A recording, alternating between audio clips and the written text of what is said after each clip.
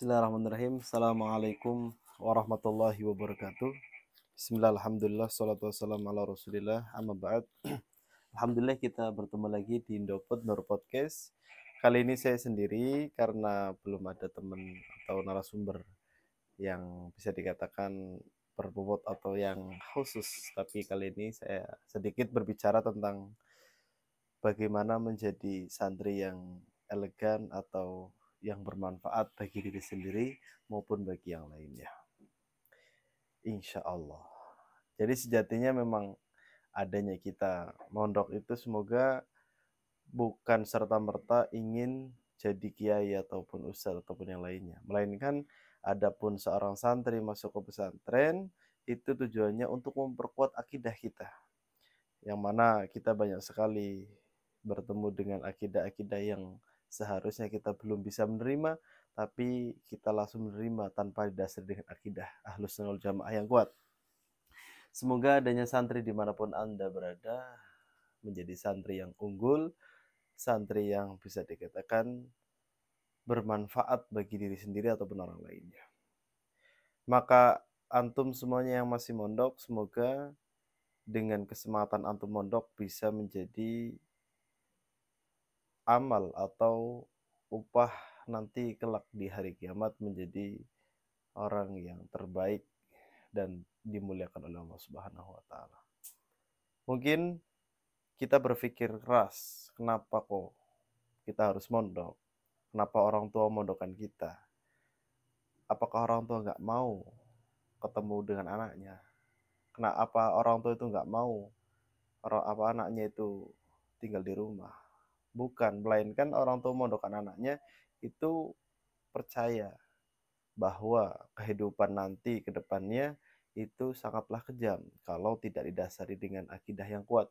Maka dari itu, kita yang diberikan waktu, diberikan tenaga, diberikan kesempatan oleh Allah untuk datang ke pondok, untuk belajar di pondok, semoga dimaksimalkan sebaik mungkin. Dan saya pesan juga ke teman-teman agar mondoknya itu bukan hanya sekedar mondok, tapi jadikan mondok itu sebagai cerminan kehidupan kita nanti kelak di luar. Adapun kita yang masih di sini, yang masih mondok, bisa dikatakan kita dihinakan atau diremehkan orang lain, maka tunjukkan skillmu, tunjukkan prestasimu ke depannya kepada orang-orang agar bisa dicontoh bagi masyarakat yang lainnya. Maka dalam makalah yang disebutkan oleh Imam Syafi'i, dalal tutoliban wa azaztu matlubah. Boleh jadi kita direndahkan semasa kita mondok, boleh jadi kita dihinakan, direndahkan oleh siapapun, tapi ingat fa'azastu matluba, maka dengan barokahnya kita belajar dengan keilmuan yang kita dapatkan, maka kita akan dimuliakan dan dicari oleh siapapun. Sejatinya kita di sini itu ya bisa dikatakan orang yang jauh dari keluarga, jauh dari gadget atau jauh dari apapun, tapi semoga dengan adanya kita selalu ikhtiar dengan baik, belajar dengan semaksimal mungkin, insya Allah akan dimuliakan oleh Allah dengan cara yang terbaik menurut Allah Subhanahu wa taala. Bisa jadi apa yang kita suka itu belum tentu disukai Allah, dan belum tentu yang kita benci itu dibenci pula sama Allah. Tapi semoga dengan kita belajar di pondok pesantren itu menjadikan kita makhluk yang dimuliakan oleh Allah Subhanahu wa taala. Karena apa? Karena kita hidup di pondok itu kan belajar, kita hidup dengan ilmu, kita belajar terus, bertemu dengan masyayikh, bertemu dengan habaib, bertemu dengan kitab. Artinya dengan barokahnya kita seperti itu, insya Allah maka kita akan mulia seperti apa halnya kita dekat dengan siapa. Yuh syarul mar'u ma'aman hab. Manusia akan dikumpulkan dengan seorang yang ia cintai. Kalau kita suka dengan artis, kalau kita suka dengan orang selain kita atau orang yang tidak cinta dengan Nabi, ya kita akan dipertemukan dengan orang-orang yang tidak cinta dengan Nabi. Tapi kalau seandainya kita cinta dengan para ulama, cinta dengan para habaib, para masyayikh, insya Allah kita akan dikumpulkan pula nanti di padang mahsyar bersama orang yang kita cintai pula dengan para habaib, para ulama. Amin ya rabbal alamin. Dan istilah kalau santai itu nyadong barokahnya para kiai. Dan insya Allah yakin, hakul yakin, orang yang dekat dengan para ulama insya Allah akan bahagia di dunia maupun akhirat. bahkan di dunia pun bahagia, dan insya Allah akan dibawa pula di akhirat kebahagiaan pula.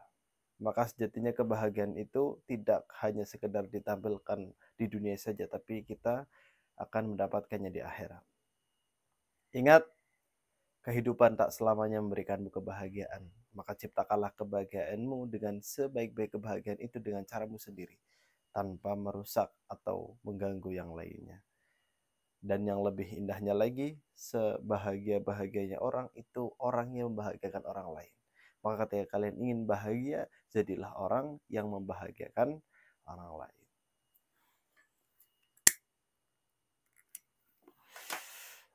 Dan harus ingat juga bahwa orang yang mau bersusah payah untuk mencari ilmu, maka akan dimuliakan pula. Kalau kita berikan semuanya untuk ilmu, tenaga kita, harta kita, pikiran kita untuk ilmu, maka ilmu akan memberikan semuanya kepada kita apa yang kita inginkan. Itu sedikitnya penyemangat dari saya untuk antum semuanya. Dan by the way, kita juga belum kedatangan narasumber ya. Insya Allah lain waktu atau kedepannya kita akan mengundang khusus narasumber dari berbagai macam golongan, perspektif, atau bahkan beda agama. Kita akan ngobrol, berbincang-bincang mengenai semua bab, semua hal di sisi apapun, di lini apapun, sehingga banyak wawasan yang kita dapatkan. Bukan hanya sekedar antum yang mendengarkan, saya pun yang di sini bertanya kepada siapa, dan insya Allah saya akan mendapatkan pengalaman tersebut dari orang lain. Dan barang siapa yang ingin mengajukan untuk menjadi narasumber juga boleh, bisa hubungi saya lewat nomor, juga ada saya tuliskan di deskripsi, atau di channel YouTube saya, atau di Instagram saya Muhammad Akram Al-Barbasi. Nanti kita ngobrol, berbincang-bincang bersama mengenai apapun, kondisi apapun. Adapun kemarin juga saya sudah membahas sedikit tentang politik, sedikit tentang keseharian santri, atau dengan kondisi yang lainnya. Itu saya bahas guna untuk menambah wawasan kita, baik di saya pribadi ataupun yang lainnya yang sedang mendengarkan. Dan saya juga berpesan untuk antum semuanya, ada hadis yang menerangkan man salaka tariqan yaltamisu fihi ilman sahalallahu bihi tariqan ilal jannah. Barang siapa yang berjalan untuk menuju kepada ilmu, maka Allah akan permudah kita jalan menuju surga.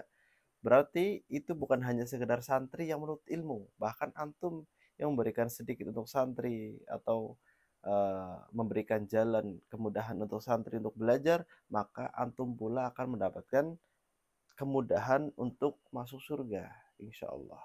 Walaupun memang bukan tujuan atau ghoyah kita, bukan tujuan kita serta merta ibadah untuk surga, tapi setidaknya kita ditempatkan di sebaik-baik tempat oleh Allah.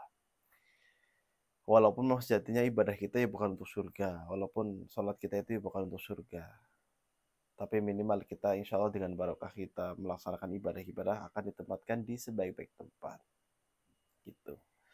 Insya Allah. Makanya doanya, Rabbana atina fid dunya hasanah wa fil akhirati hasanah wa qina adzabannar. Kita minta jadikan oleh Allah husnul khatimah fid dunya maupun fil akhirah. Ini kalau bisa dibicarakan, kalau saya ngomong sendiri ini nggak pandai sekali ya. Saya asikkan ngobrol sama teman atau sama narasumber karena banyak wawasannya. Tapi kalau saya sendiri agak ada gugup ini. Tapi semoga sedikit saya motivasi untuk diri saya, khususnya umumnya untuk antum yang mau mendengarkan, juga menjadi wawasan juga. Semoga kita dijadikan oleh Allah makhluk yang terbaik, makhluk yang mulia, yang selalu mengamalkan apa yang sudah kita pelajari dan apa yang sudah kita sampaikan. Luar biasa.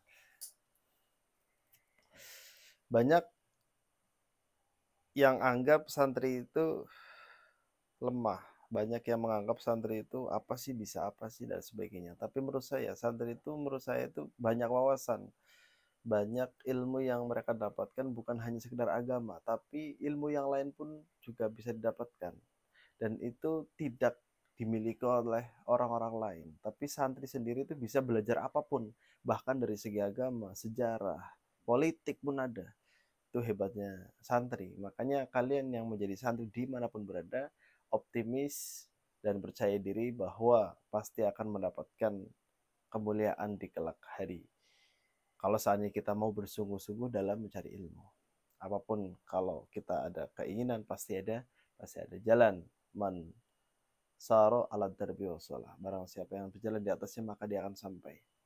Ida sadaqal asmu wa sabil, dan barang siapa ada kemauan, insya Allah pasti ada jalan. Kalau kita ada kemauan untuk kebaikan, insya Allah pasti ada jalan.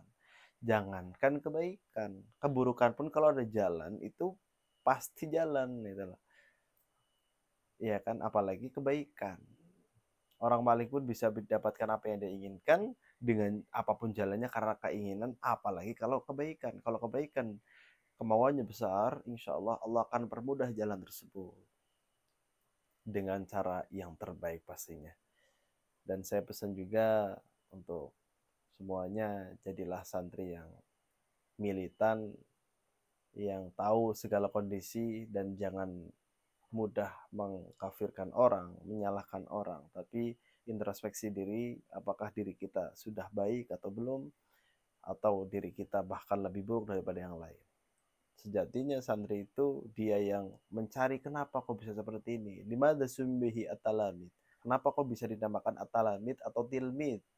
Karena dia itu selalu limadha. Kenapa seperti ini. Makanya hebatnya santri, dia bisa menempatkan sesuatu pada tempatnya. Berbanggalah kalian yang menjadi santri. Semoga dengan barokahnya kalian nyantri itu menjadikan antum, saya semuanya menjadi makhluk yang dimuliakan oleh Allah Subhanahu wa taala. Itu sedikit pesan dari saya. Dan saya juga agak sedikit miris ketika ada santri-santri yang di tengah jalan kandas sampai pengen keluar. Masalah itu pasti banyak. Tapi ingat, ketika Anda punya masalah di pesantren, maka seyogianya harus introspeksi diri. Saya harus seperti apa, harus introspeksi, move on-nya harus cepat. Jangan sekedar salah satu udah kita langsung redup dan sebagainya. Tapi harus kuat. Apalagi sekarang lagi